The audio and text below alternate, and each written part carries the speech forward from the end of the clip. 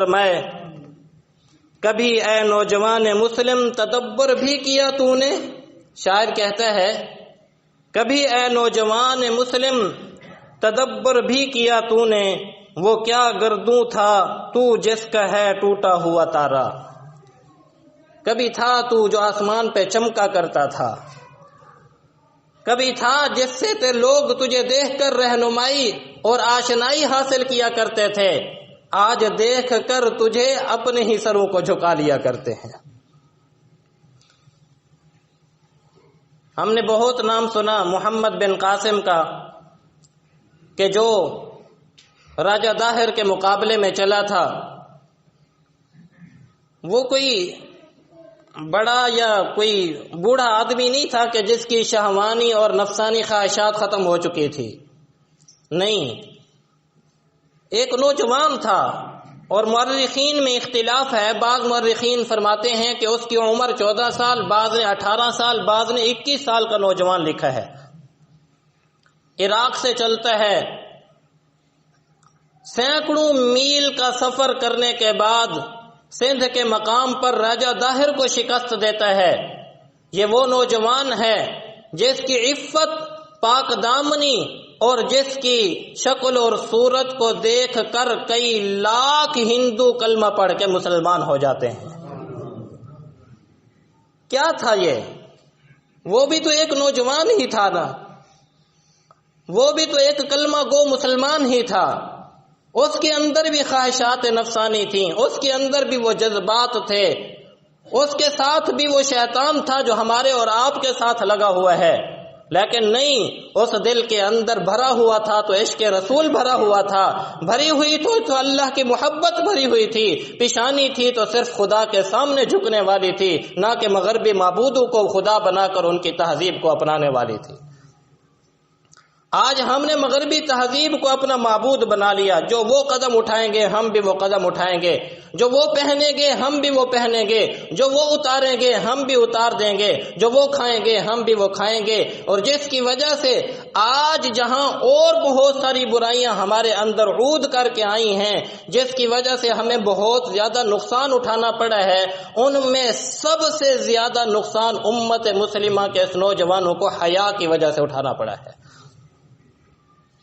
اور یہ بات میں شروع میں عرض کر چکا ہوں کہ یہ جو بے حیائی کا سیلاب آج ہمارے اندر آیا ہے، یہ ان مغربی تہذیب کے ویڈیو، فلمیں اور یہ چیزیں دیکھ دیکھ کر ہی آیا ہے۔ اور کس سے آیا ہے؟ کوئی ہم میں سے سارے آدمی امریکہ تھوڑی گئے ہیں، کوئی آج ہم میں سے سارے آدمی یورپ کے سیر و تفریح کر کے تھوڑی آئے ہیں۔ انہی ٹی ویوں کے ذریعے سے، انٹرنیٹ کے ذریعے سے، کیبلوں کے ذریعے سے دیکھ دیکھ کر میری مائیں بھی یہ چاہتی ہیں میری بچی کا لباس ایسا ہو، باپ بھی یہ چاہتا ہے کہ میرا بچہ بھی لباس اسی طرح کا پہنے، ماں باپ گھر والے بھی یہ چاہتے ہیں کہ ان کے اندر بھی وہی چیزیں آئیں جو ان معاشرے کے اندر ان کے اندر پائی جاتی ہیں، میرے بچوں کے اندر بھی وہی چیزیں پائی جانی چاہیے۔ خدا را غور کیجئے، فکر کیجئے، احساس کیجئے۔ میں یہ کل ایک ساتھی نے، ان سے میں نے یہ بات عرض کی تھی کہ اس موضوع پر میں کچھ گفتگو کرنا چاہتا ہوں، تو مجھے انہوں نے سوڈان کی ایک تصویر بھیجی جو آج سے کم و بیش بہت سال پہلے کی تھی، غالباً انہوں نے 30-35 سال یا 50 سال لکھا ہوا تھا، میرے ذہن سے نکل گیا۔ اس کے اندر دکھایا گیا کہ 3 عورتیں جا رہی ہیں اور 3 عورتوں کے ساتھ ان کی ایک چھوٹی سی بچی ہے جس کی عمر بمشکل کوئی 7 یا 8 سال ہوگی۔ اب ان عورتوں نے اپنا جو لباس پہنا ہوا ہے وہ لباس مکمل، یعنی وہ پردے کے اندر ہیں، شرعی اور اسلامی لباس ہے، لیکن ان کے ساتھ آنے والی بچی کا جو لباس ہے وہ بے حیائی والا لباس ہے۔ تو فرمانے لگے کہ آج سے 50-60 سال کا جو معاشرہ تھا وہ اس قدر اسلامی تھا، ان کے بڑوں نے سمجھا کہ ہماری نوجوان نسل چاہے جیسا لباس پہن لے، چاہے جو کھا لے، جس کے ساتھ اٹھے بیٹھے، جو تہذیب اپنا لے تو کچھ نہیں ہوگا، وہ بڑے ہو کر بھی ہماری طرح بن جائیں گے۔ لیکن وہ خیال نہ کر سکے کہ جن بچوں کو آج ہم نے آوارہ چھوڑا ہے کل کو یہ بے حیائی کا اڈا بن چکا ہوگا۔ اور حقیقت بات یہی ہے۔ ہمارے صبح بھی میں یہ بات عرض کر رہا تھا کہ لاہور میں ہمارے ایک حضرت جی کے خلیفہ ہیں مولانا ابراہیم نقشبندی صاحب، یہ ماشاءاللہ بہت اسلامک انسٹیٹیوٹ بھی چلاتے ہیں اور کافی ماہر ہیں. وہ فرمانے لگے کہ اگر آپ اپنی تھوڑی سی توجہ کر لیں کہ جو لباس ہمارا اس سے پہلے 20 سال پہلے تھا اور جو لباس اس وقت ہے 20 سال کے بعد دیکھیے گا کہ اس کے اندر کتنی ساری تبدیلی آ جاتی ہے. تو حقیقت بات یہی ہے کہ تھوڑی تھوڑی اور آہستہ آہستہ کر کے ہمارے اندر سے حیا اور پاکیزگی کو اور عفت کو ختم کیا جا رہا ہے.